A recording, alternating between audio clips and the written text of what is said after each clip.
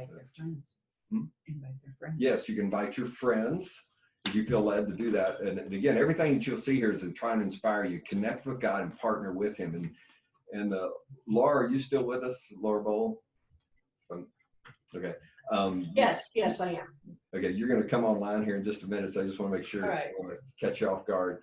I'll give you my 3 tips on or ideas about the 3 questions. I just pray and say, God, what do you want to do fun today? Because I try to make everything fun, because there's a lot of anxiety in our culture, and I think God is fun. He's a serious God, and he wants us to fear the Lord, but I think he also has a good nature about him, and that's part of how I'm bringing that out.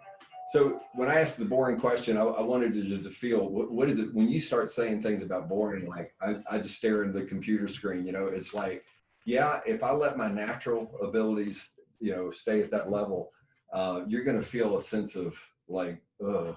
And we had Ursel tell us the other day, it says, can you say happy with a sad face? Go, if you kind of try to frown and say, I'm happy, you need to go, no, that's just the wrong thing.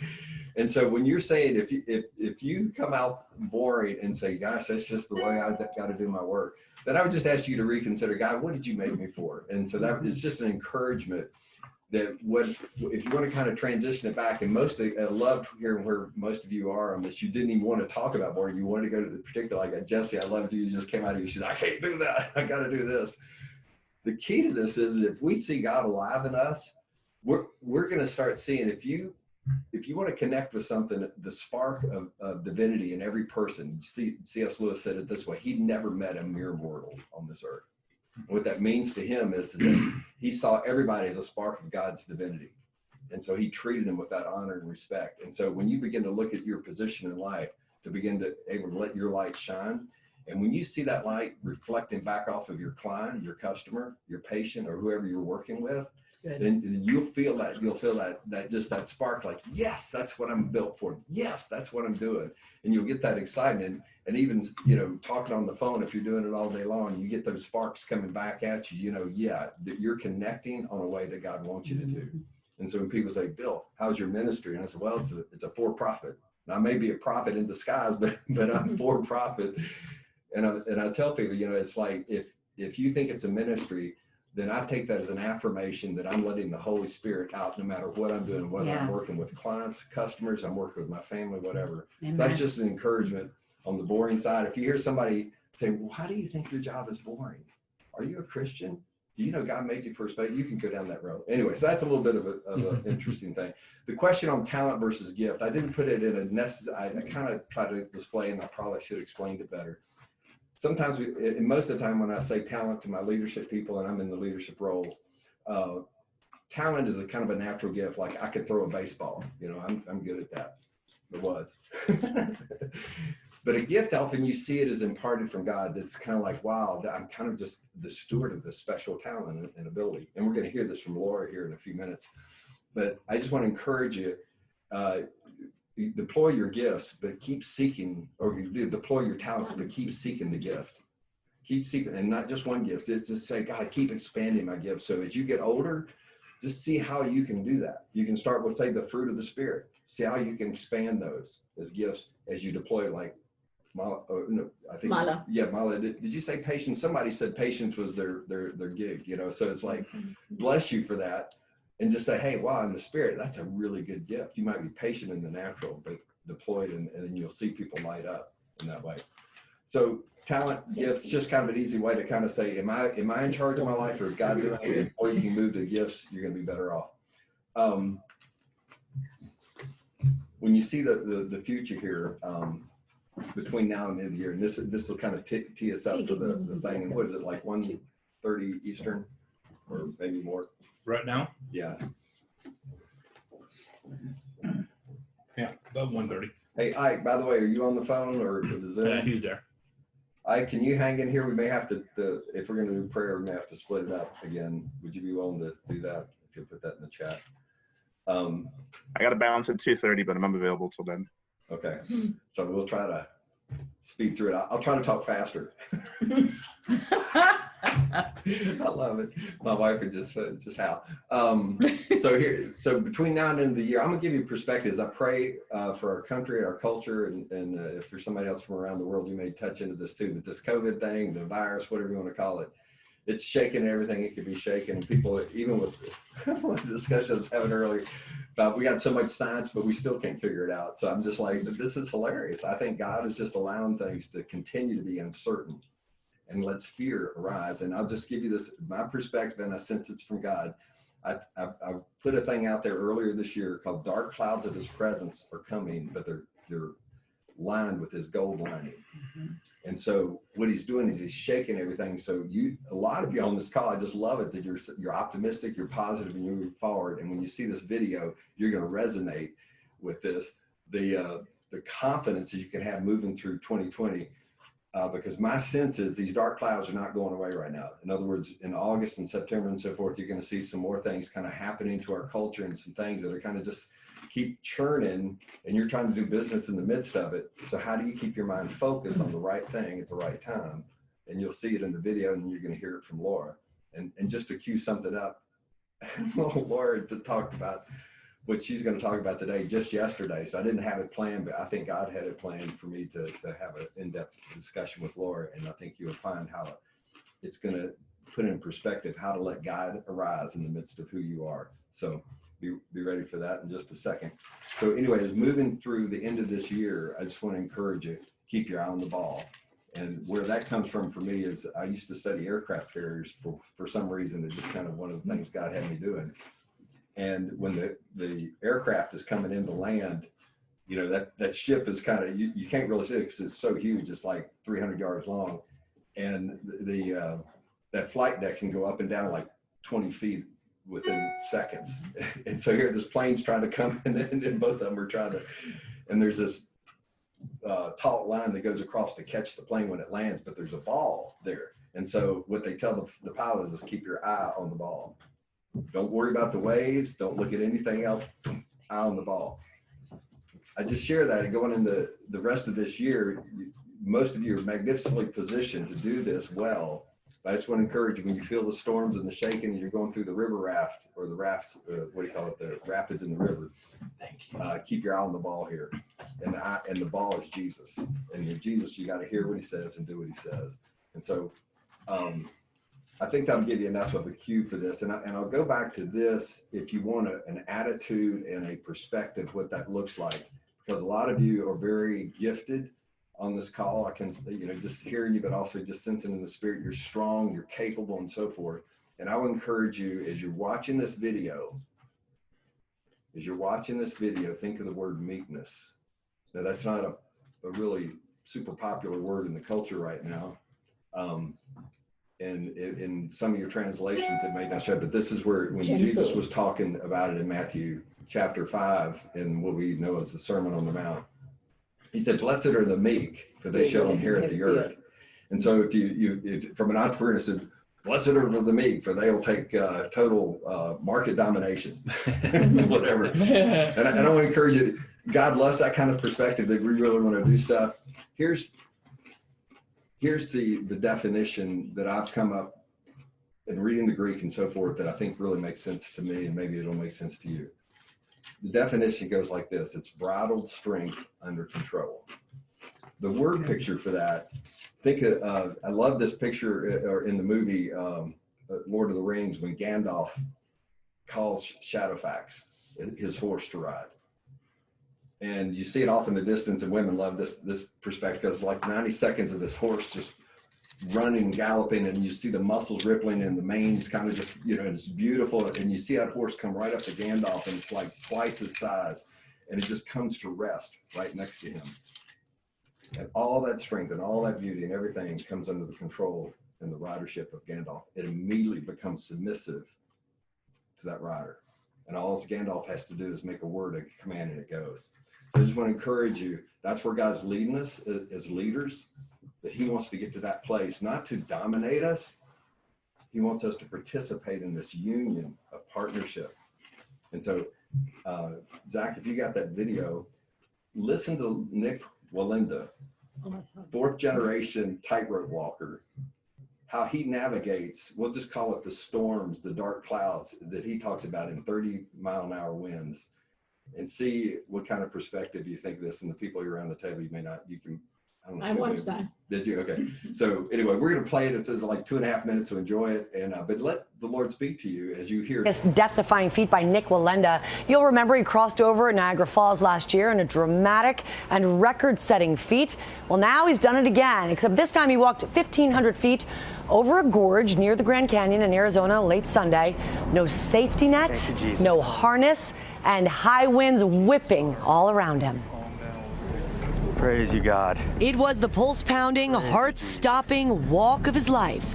Filled with words of prayer, Nik Wallenda put his life literally on the line Sunday night to be the first person to cross a gorge near the Grand Canyon. Help me to relax, Lord. With no safety harness, just his skill and balance, the 34-year-old inched his way across Hellhole Bend, an area known as the Little Grand Canyon, just east of the Grand Canyon National Park. It's kind of hard to relax when you're 1,500 feet above a canyon. Wallenda was slow and steady, surviving on just a 2-inch wide cable, 1,400 feet long. That's more than a quarter of a mile, and 1,500 feet off the ground, higher than the Empire State Building. Winds are way worse than I expected. Battling winds of up to 30 miles an hour, there was no shortage of nail-biting moments. Jogging and hopping the last few steps, emotions flooded to the surface after Wallenda made history again. It took every bit of me to stay focused that entire time. After his big finish, the 7th-generation flying Wallenda took a moment to honor his great-grandfather Carl, who died performing a similar stunt in 1973. He's a huge inspiration to me. I'm carrying on a legacy, and this is in my blood. It truly is. After 7 generations, it's in my blood, and it's such a huge honor to be able to carry on the legacy in a huge fashion like this. He's not done yet either, Robin. He says if he gets permission, he wants to do it right here in New York between Empire State Building and the Chrysler Building. Oh, I don't know if he's going to get that permission. But it's, again, like when we saw him with you in Niagara Falls, to hear him praying, to hear him, you know, I love that they have the mic on him and you can just hear what he is saying the entire time and what his family must be going through watching him. Oh, I'd be running at the end too. You know that he has to focus every single fiber of his being onto that wire. Oh, he is something else. All right, man. Thanks for bringing that too. Problem solver? Or one more? Are you a problem solver? Master your business's cash flow and more Okay. with QuickBooks, the future-proof financial suite. Oh, sorry. Just getting in the mood here. Yeah, I hope you feel that that focus that he had. I can't imagine at my age. I'm getting to that. Can you hear me? We couldn't hear on the Zoom, like the audio wasn't shared. Oh, thank you for doing that. You know, so. Oh man. Well, thank you for that. Energy. Well, I muted the microphone so there wouldn't be reverberation. Yeah, that's all right. Aren't you guys prophetic people? You should have known what they were saying. What's wrong with you? That's great. Well, here's the thing. If you, the excitement I have for it is that you see a person so focused, and if you go back to my email, it's embedded in the email that I sent to you. And if you don't have it, just put it in the chat, and I'll be glad to resend it to everybody again. So I won't go over it here, but the point of it is that he's 1,500 feet above the canyon floor in the Grand Canyon, and as he's walking, he's constantly talking. He's on an earpiece. And one of the other ones that, and when he walked over the Niagara Falls, another thing was very interesting. He's the 4th generation tightrope walker. When he's walking the one at Niagara Falls, he's on the earpiece with his personal dad. This really gets me because this is what our culture is missing, is the inheritance of fathers to the sons. And so he not only has a 4th generation embedded, as he said, in his DNA when you listen to it, now he's walking across the Niagara Falls, feeling the wind, he's getting rain and stuff in his face, and his father is saying, okay, slow down. Okay, take another step. Oh, you better pause, there's some wind coming. And it's a great graphic, if you want to call it a great impartation of saying, if you listen to the Father's voice, he will take you through. And so you can cue that one up when he walks over the Niagara Falls too. But this one was really kind of exciting because it's a nice short clip. So anyway, thanks Natalie and Ike for doing that, but I'll send it back to you. So with that, Laura Boal, if you will come on, Laura's going to share a little bit of her story. And I wanted to, like I do here a lot of times, I like to just lift people up and let God, let his light shine through them, because everyone is gifted here. And Laura has just got a great experience. And think of it in the terms of this going forward for a lot of you. We have ambition and understanding, but how to connect with God, even with all the great talents and strengths that you have, how to do that meekness thing. How can we come under his bridled strength and yet feel fully empowered and beautiful at the same time? So Laura, thanks for coming and share a little bit of your story with us. And then we'll go, after this, we're going to go to prayer. And Ike, if you'll help us with that, that'd be awesome. Thank you. I really appreciate it, Bill, and I appreciate everybody being here and the chance to share. This is just a snippet of my story with you. I am a walking miracle. God healed me of a traumatic brain injury. I had an MBA and had studied multivariable calculus, but after the injury, I couldn't add 2 + 3 without using my fingers. So this is the story, really.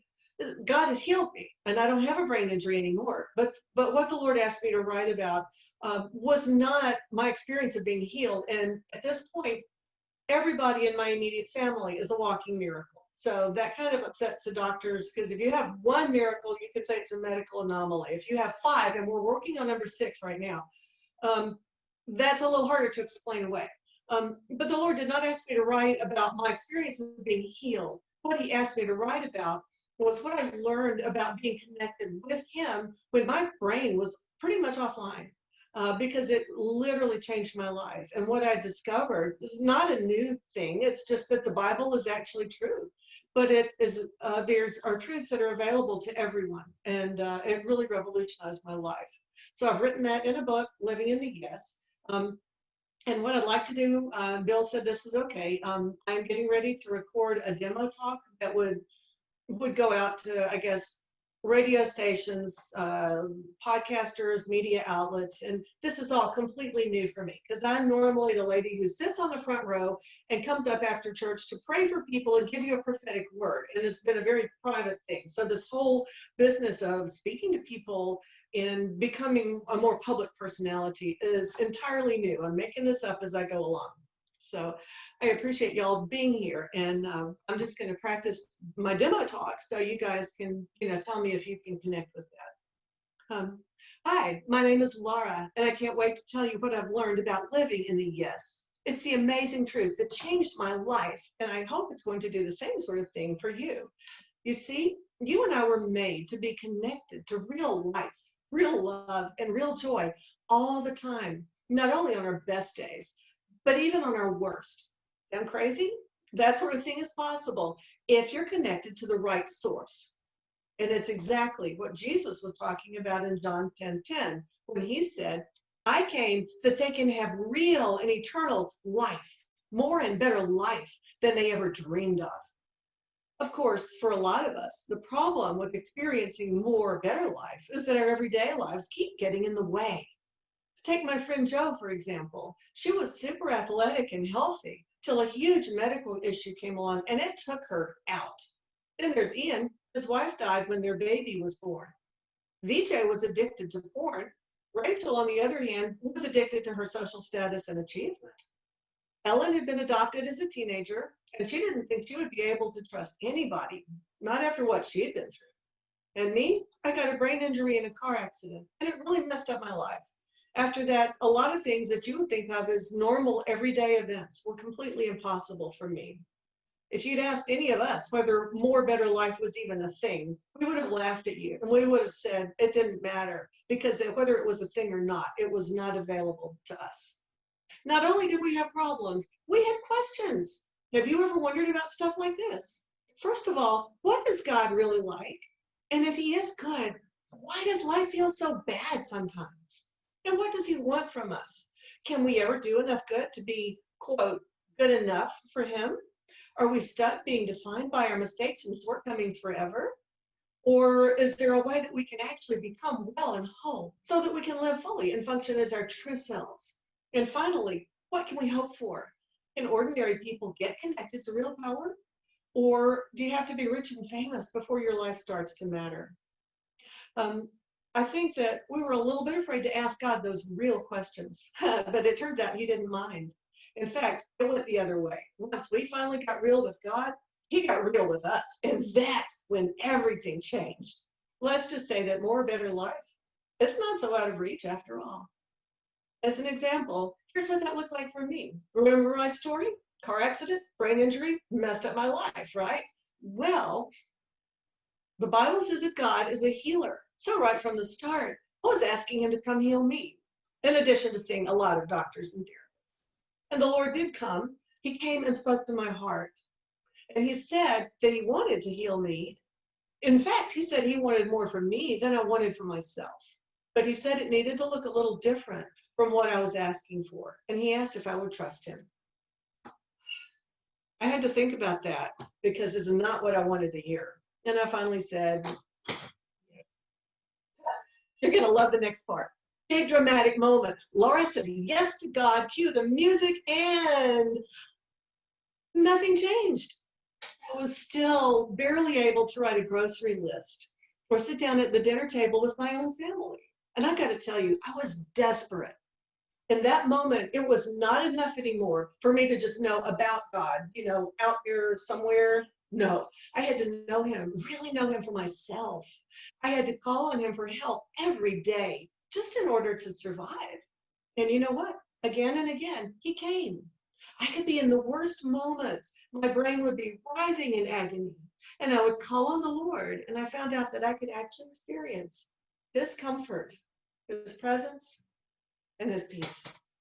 Isn't that crazy? I was living in the most difficult circumstances, but I started experiencing a better quality of life than I'd ever had before, simply because of the way that God was present with me. Then one day, when I least expected it, God came, and guess what? I don't have a brain injury anymore. The best we can tell, tens of thousands of neural connections that had been sheared off regrew just like that. I'm so thankful that God healed me, and I thank him every day for giving me back my life. But I don't want you to miss the other part because it's really important, and it may be the bigger miracle. And that is that all those years, when it looked like God wasn't doing anything to help me, he was actually changing me from the inside out. And that changed everything. You see, before that, I thought I was a pretty good person, and I thought I'd been living a pretty good kind of life, but it was all based on me. My intelligence, my resources, my abilities made my quality of life, at least until all of that was gone. That's when I found out that I was wrong. The best kind of life doesn't come from our abilities. The best kind of life can't be taken away by our disabilities. The best kind of life simply comes from our being connected to him. It's like we become the human equivalent of smartphones, docking and connecting to the ultimate power source in the universe. And when we do, we start streaming life, and I mean the real thing. It's like we get to experience a true form of augmented reality because we can literally have God's life flowing through our life, all at the same time. When we do, that is what I call living in the yes. I can't wait to tell you more. It's all here in my book, Living in the Yes, and you can find it on Amazon, or you can check it out at our website, www.livingintheyes.com. You can download the first chapter for free, take it for a test drive, see what you think. What you're going to find are the true stories of 10 ordinary people who just got connected to God in the most extraordinary ways. We're going to tell you what really happened to us, the problems we faced, the questions we asked, and how God's answers were bigger and better than anything we would have dared to dream about. We're not going to tell you that our lives became perfect because, hello, we're human, so of course they didn't. But we will tell you all the ways that our lives got really good. Best of all, I hope that we're going to give you some new ideas about how to connect with God for yourself. You see, the most important story we're going to talk about isn't Joe's, it isn't Ian's, and it isn't mine. The most important story we're going to talk about is your story. who you are and how you're doing, those things are so important to God. You've never been invisible to him, and you're certainly not just a number. He is not turning to the Archangel Michael and saying, hey, do we have a good head count? So we set enough places at the dinner table. Not at all. No. He sees your face. He hears your voice, and he loves you, who you are, and how you're doing. Those things are so important to him. He actually paid an enormous price so that he could connect with us this way. And I want you to know all about it. I think it's time for you to level up. Getting connected, growing connected, staying connected. Streaming real life straight from the source. Come join me and start living in the yes. I hope to see you there. Yay! Excellent. Woo! That was good. That was super good. Yeah. Yeah. Very You professional, ready? very polished. Very nice. Bill is rejoining us. Yes. Thank you, Laura. Well, thank you for letting me share. You did great. That was Flawless. excellent. So, one thing, yeah, questions, comments, feedback for Laura. You can do it in chat or come off mute, either one. I thought it was great. I was impressed that you had all that stuff memorized. And if you didn't have it memorized, it looked like you had it memorized. So either way, I'm impressed. Hi, Hey, Laura, quick question for you. The actual call to action, is it relegated to just your book, or do you have additional services tied behind that book? I'm kind of making this up as I go, Ike. For now, the only thing I have to offer that's tangible is the book. The next thing I'm looking for would be people who, and I'm beginning to do some interviews, podcasts, radio, have a radio host in Kentucky and Illinois, syndicated, and I'm on air with her on September 25th. And she says that reading this book was not like reading any other book she's ever seen, that it's not really a study, it's an experience, because it's an encounter with the presence of God.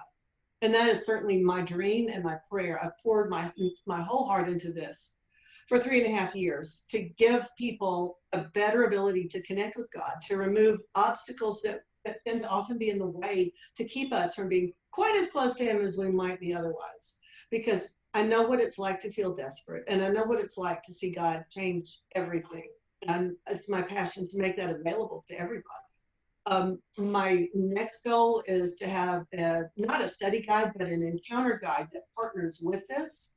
The book is multidimensional. It's made so that you can read it as someone who is maybe skeptical, maybe from a traditional church. And I had a lady last week say, you know, if I was praying and God showed up and started speaking to me, it would freak me out. I wouldn't know what to do. So if you're coming from that kind of place, then there's something in here for you. And if you are a flaming revivalist who talks to Jesus all the time, there's something for you too. And I want to make a study guide that you can do the same way, that you can have just a brief flyover and see what's here, or that you can dig deeper and have some real encounters with God. But I want to get some study groups going that'll read the book, that will give me feedback, because I want to incorporate their feedback as I develop the study guide that goes with. And then there are 2 more books in the works. One will be called Resilient, and that would be the question of when you feel completely beat down by life, how do you bounce back? The other will be called Connected, which is what will the church look like when it really functions like a family? Because there are certain kinds of grace that fall on us when we really act as one and actually love each other. So I got a lot that I hope that this is just the very beginning for me. Awesome. I want to plant a seed of thought for you there. My business partner and I, one of the things we specialize on is helping authors or wannabe authors not make the mistake of tripping over dollars chasing after pennies. And what I mean by that is this. All the things that you're trying to do could be better released into the marketplace if you built coaching and consulting packages around the content of your book. That would generate infinitely more revenue for you than just the amount of energy and effort that you're going to take to market and get eyeballs on what you've created to actually purchase it. And so that's usually one of the biggest mistakes that most authors make is one, they don't realize the amount of energy and effort it's going to take to actually market that finished product. But then two, they get stuck in just trying to sell their $20, $25 book. When with everything that you've just said, you have the ability to create not only online courses, but coaching curriculums and consulting packages, and even transition beyond just making this as a solution or a product to the churched, but actually being able to go into the unchurched and being able to reposition the message and the methodology that you create that's unique to you and have multiple avenues, multiple streams of income, and multiple ways in which you can apply that to the marketplace. So I just wanted to plant that seed there. If it's something you want to have a conversation in more depth about, then certainly reach out to me or we can schedule some time to talk, okay? Great, thank you.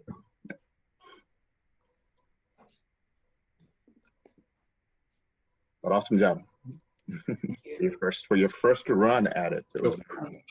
I have a question. Some of the things that you said made me think about a family member of mine. This family member only knows traditional church, actually a Catholic church environment in a very dead town and dead Catholic church. I know there are some Catholic churches where people are a little more spirit-filled and understanding this is not that. So he has no concept of God a Father, relationship with God, reading the Bible, any of that. And so I know the Lord is trying to awaken him. He's been open to reading some materials I've been sending him. So I just wondered your thought, someone in that position that doesn't even really have a salvation experience yet. How do you feel this would be? Would it be a good resource for them? I love that question, and I really appreciate your asking it. One thing that I think is a problem with inspirational books is that most inspirational books are written by people who are essential optimists. And if you are really up and perky and everything is great in your life, someone who's really broken has no way to get started because those people don't know how to go far enough back to create a starting place. I know what it is like to feel absolutely broken. I know what it is like when doctor after doctor looks you in the eyes and says, you have no hope. The year that we adopted a Russian teenage daughter and found out that she had a reactive attachment disorder, we were also told that our youngest son was autistic. You cannot begin to imagine the pain of the next 7 years. And I know what it is like to be told you have no hope. I know what it is like to know that God is still good. And I know what it is like when he breaks through and does what is completely impossible again and again. And I have especially written, I felt like when I went to write this, the call the Lord gave me was no child left behind. Wow. And he asked me to write it in such a way that someone who feels absolutely broken, absolutely hopeless, no place at all, they're in quicksand, can have a place to start and grab a branch and land on solid ground. So I think this would be a great resource for somebody like that. And I'm beginning to get stories back from people who had no starting place that are saying, I'm hearing from the Lord and this connected me. Wow, perfect. Thank you so much. Because he is extremely broken. His relationship with his earthly father was not good, and he was abused when he was a child, and all of that. Ended up an alcoholic in prison several times. And so, I don't think believes that a father can be good and that that anybody would ever do anything good for him. So I think this might be a great resource. I'm definitely going to send it his way. Well, thank you very much. Yeah, I have, it's not just my story because my story is cool, but I didn't want to write 200 pages about me. So it's actually, I've gotten an amazingly diverse group of people with massive and I think I've tried to write a book that's really not typical. It's, if Korean tacos are fusion food, then I've tried to develop fusion literature because it is fiction, it is nonfiction, it is fantasy, it is inspiration.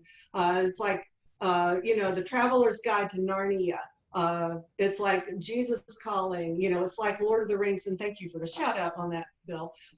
All rolled into one, and with a good dose of not only People magazine, but the National Enquirer, because part of what I do is to deliberately prick or irritate people. Because if you get under somebody's skin, then they're not just thinking with their head, they begin reacting with the heart. Yes, that's good. So that's all rolled in there. And that's to make it something that's, you don't have to want dry theology to find it engaging. I dare you to pick it up and try and not turn the page. Excellent. Thank you. I have a question too. Go for it.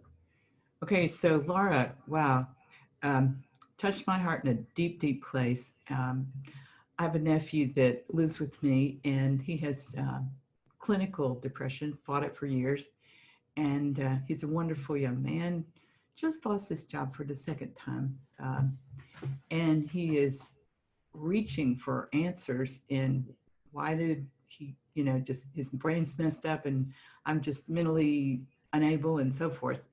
And I just, this is for him. He almost came with me today.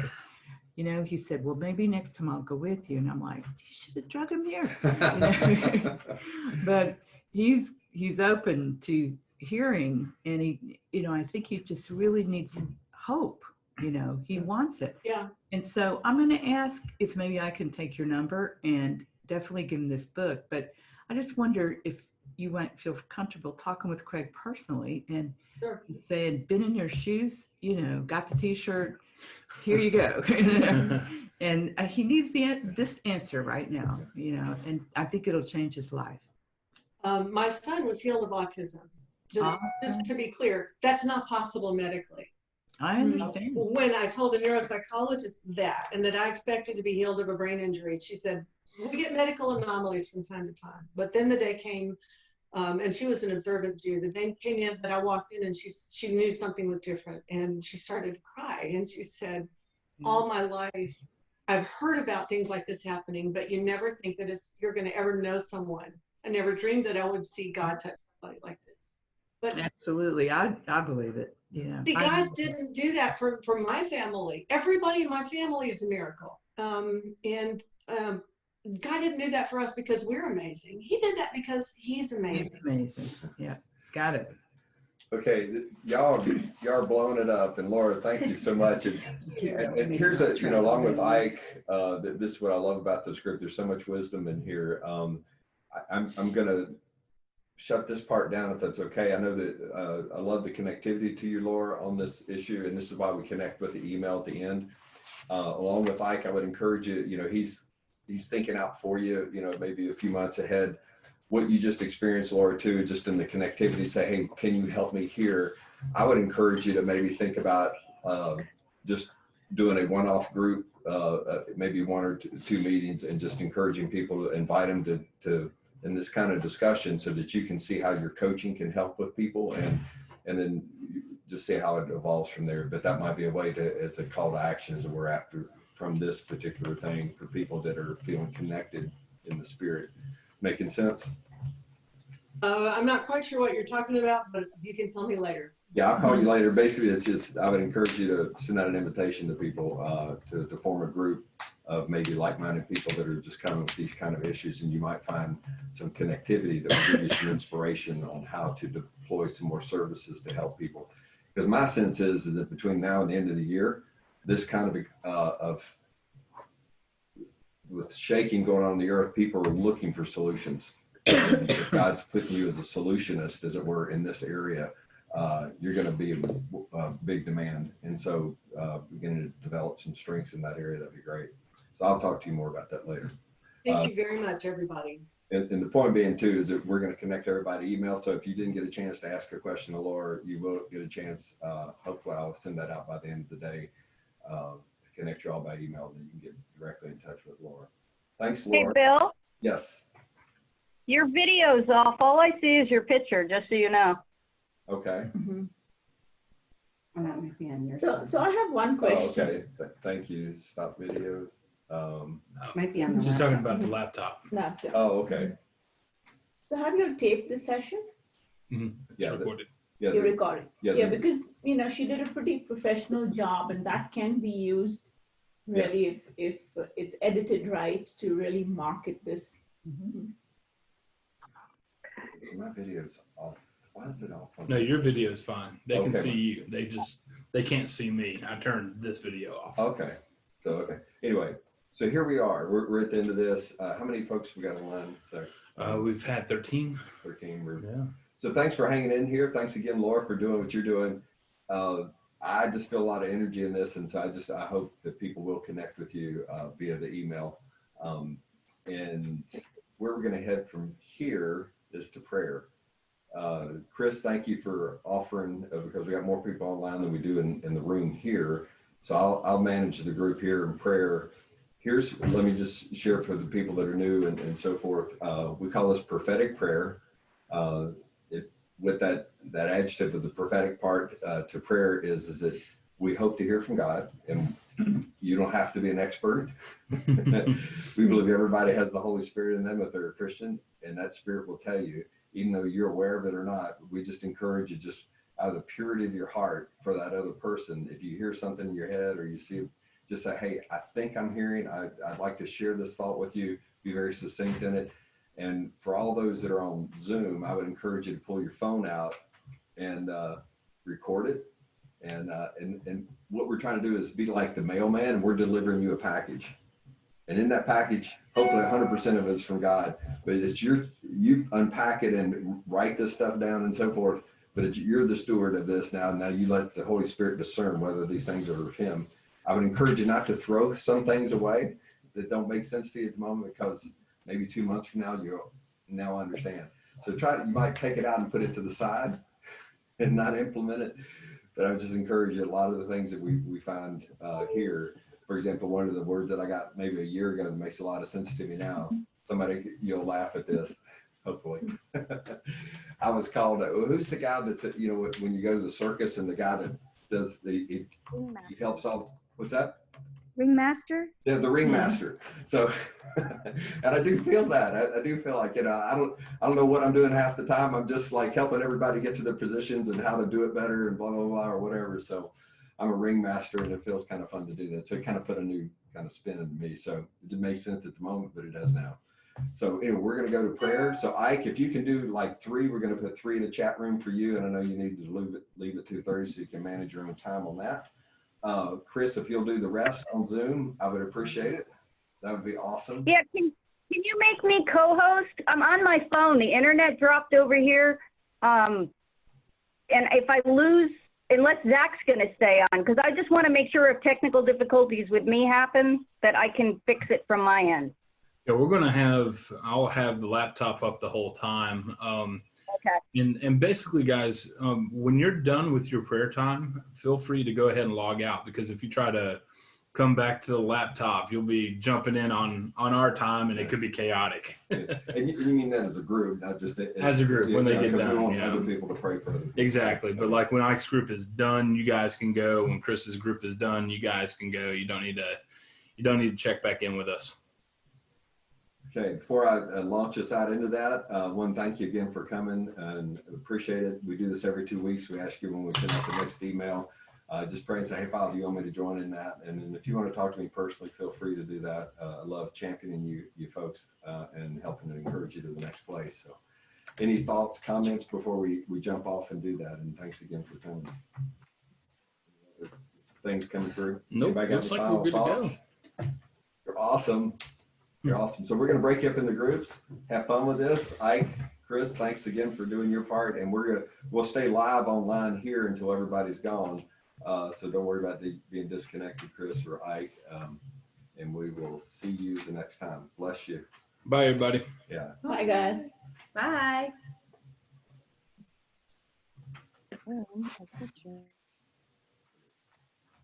Awesome. So I'm on mute here. My videos. Needs to leave first here.